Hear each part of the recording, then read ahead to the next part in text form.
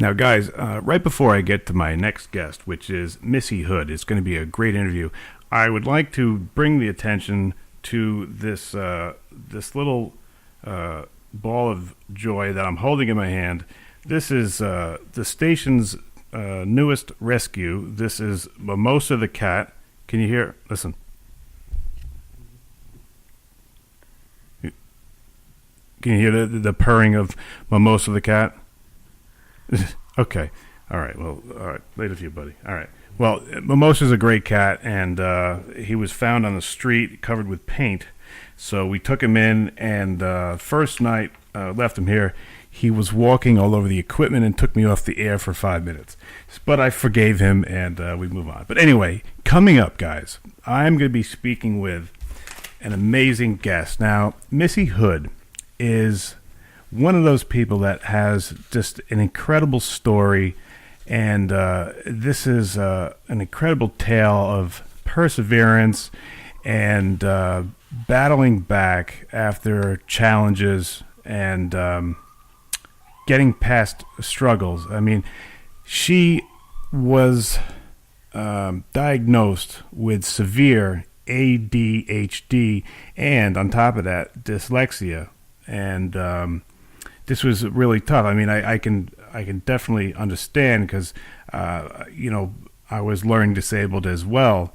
And I'm not going to spoil anything. We're going to learn all about Missy, but there's a stat that I read that only 1.2% of all students with ADHD will ever obtain a PhD, and that's what Missy did. So she used her faith and the power of prayer, no meds, and different skills to overcome this and to be who she is today. And she wrote this book, which is what we're going to be talking about. It's Memoirs of an ADHD Mind. God was a genius in the way he made me. And you guys can get that at melissahood.com. So I'm going to be speaking with Missy Hood in a second. But I can't do anything without playing the station ID first. I've told you that a million times, and you probably think I sound like a broken record, but it's just one of those things that I need to do. And let me go ahead and do that, and I'll be right back with Missy Hood. This should be cool. Hey guys, I'm Casey Armstrong. This is WMAP, the world's most amazing people. Host Casey Armstrong has a really good heart, and I think he actually really cares what the people have to say. And I think that the idea has been great, and all these people have the opportunity to really share their stories and get their words out. I love WMAP because I hear stories that inspire me. I happen to be of belief that everyone, doesn't matter what it is, it's how you look at it. This is WMAP, the world's most amazing people. Baby, I'm a man. Baby, I'm a lonely man who's in the middle of something that he doesn't really understand. Baby, I'm a man. Baby, guys, Missy Hood, is the author of this book, Memoirs of an ADHD Mind. God was a genius in the way he made me. And with no further ado, guys, it's my honor and my privilege to welcome to the program Miss Missy Hood. Hey, Missy, what's going on? Hey, Casey, how you doing? I'm doing great. I'm glad that you're doing this interview because your story is pretty incredible. I'm really excited. Thanks for having me today. So when you first get into school, elementary school, did you know something was wrong? No, not at that point. Actually, my condition was hidden for probably the first 22 years of my life because my dad had a military background, which was really structured, and it hid the condition because we thrive. LD learners thrive in high-level structure. So as long as structure was around me, I made like C's. Mm-hmm. I still struggled, but yeah, it was really hidden. Yeah. And now, this was back in like 93 you were diagnosed, is that right? 96, actually. 96. And that's when it was just coming out because I believe that's when Ritalin, that's when that was first, no, maybe that was a little bit later. because that's what they were treating it with. Now, when you were diagnosed, did they start you on meds? Did you ever try any of that? Oh yeah, I definitely did. I hated it though. They actually started me off on Ritalin, but I felt like a drone, and I needed it. It's like a catch-22. The younger the child is, the less mature their brain and their cognitive abilities. So they almost have to be on meds unless the parents are really, really great at implementing like clean eating and exercise and a real rigid structure around the child so that the brain can heal and develop and move into higher critical thinking skills. But yeah, they started me off on meds, and I did it as long as I could, and then I thought, no, enough of this. I have to do this a different way because it just wasn't working. Mm-hmm. And can you explain to my audience what exactly is ADHD? I mean, everyone's talked about it, but what is the basic definition of this? Well, the clinical definition for ADHD is attention deficit hyperactivity disorder. Some call it ADD, some call it ADHD. I think the scientific world's kind of narrowed it down to ADHD now. Mm-hmm. And what is the characteristics of someone who has this? That's really kind of tricky because it really depends upon the individual. Mm-hmm. But some of the more predominant signs of it are usually hyperactivity, impulsivity. The child has a hard time staying on task. They're kind of quirky. They can get overwhelmed easily or angered easily because of not being able to finish task or stay on a timeline. Sometimes, and I call it the stop-start process, they experience forgetfulness, and it's when stress kicks in, because stress is the number one trigger of the condition, and nobody can get away from stress. Mm-hmm. But stress kicks in and causes our brains to misfire, which I call the stop-start process, which causes distractions, it causes interruptions in our learning, and which can cause us to become anxious or defensive. So yeah, it's just a combination of all those things. And when does this usually show its effects? Is it when people are really young, or can you get this as an adult? You said that you were diagnosed later, but you always have this, right? I did, yeah. I believe it can go on into adulthood, and I really, really believe that it's really dependent upon how fast the brain can mature, because the problem in the individual is the lack of cognitive development.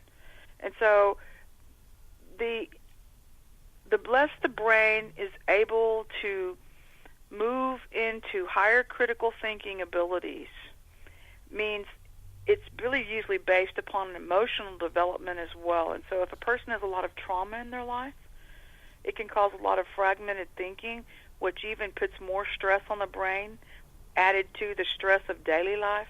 So it's like a double whammy. And so I've been trying to talk to a lot of my professors and things and people within education about really making sure they couple counseling along with cognitive development for these kids, so you kind of hit them both at the same time. Gotcha. If you guys are just tuning in, I'm speaking with Melissa Hood, and she's the author of this book. It's called Memoirs of an ADHD Mind. God was a genius in the way that he made me. Hey, Missy, did you always have a strong faith, or did that come later in life? I've always felt like I've had God around me, Mm-hmm. but I didn't really get close to God until after my dad died. My dad died tragically when I was 22, and I had a really supernatural encounter when I was 23. I guess a lot of people kind of freak a lot of people out, but I had this encounter where God allowed me to walk in heaven. And after that is when my whole life started changing. But until then, I was really angry at God, and I was really rebellious, and I don't know, I guess trying to figure my life out.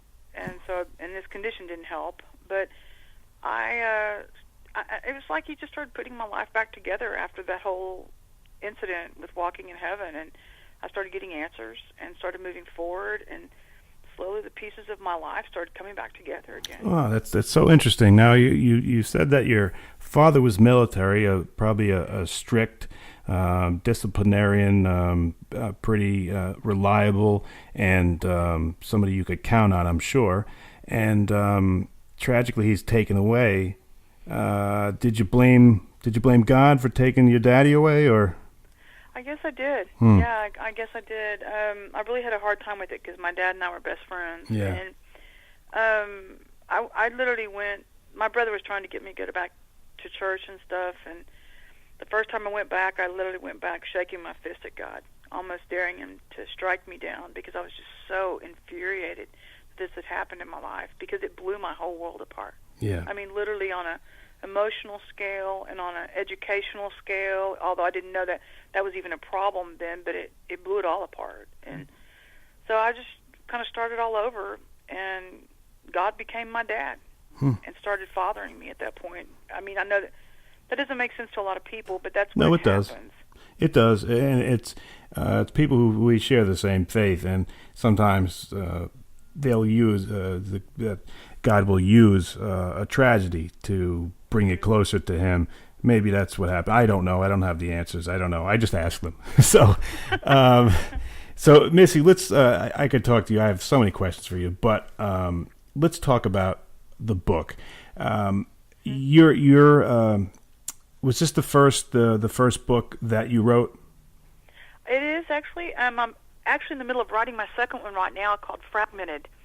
But it is my first book, Memoirs, and it's basically my journey out of fragmentation, which is, I believe, the catalyst behind all these intellectual learning disabilities. And it's based on traumas that occur in people's lives which cause learning disorders. And when the fragmentation is healed, it's when we move into wholeness and we move into a single eye of focus to where we move into destiny. And so that's what I talk about in my second book, about moving into destiny, how to move out of fragmentation. And the first book is about my personal life and how it's just about me. Mm-hmm. But the other one's more probably how to deal with the diagnosis and overcome. Gotcha. When's the second book coming out? Hopefully December, January of 2017, 2018. But I kind of want to wait till 2018 because I get my credentials from my PhD so I want to put doctor on my book. That's incredible. Awesome. I'm sorry. Good for you. Guys, if you're tuning in right now, I'm speaking with Missy Hood, and she's the author of this book, which you can get if you go to melissahood.com. Name of the book is Memoirs of an ADHD Mind. God was a genius in the way that he made me. So go to melissahood.com. You can get the book there. And I got to have you back, Missy, because you're a great guest, and there's a million things I want to ask you, but I've already gone over time. But I got to ask you one last thing.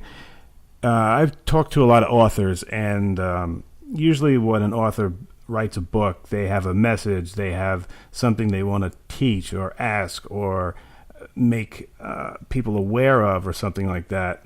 But I've kind of found sometimes when I ask the authors if they've learned anything throughout the process, rather than what they're putting out, it's the author that learns and is changed by the process.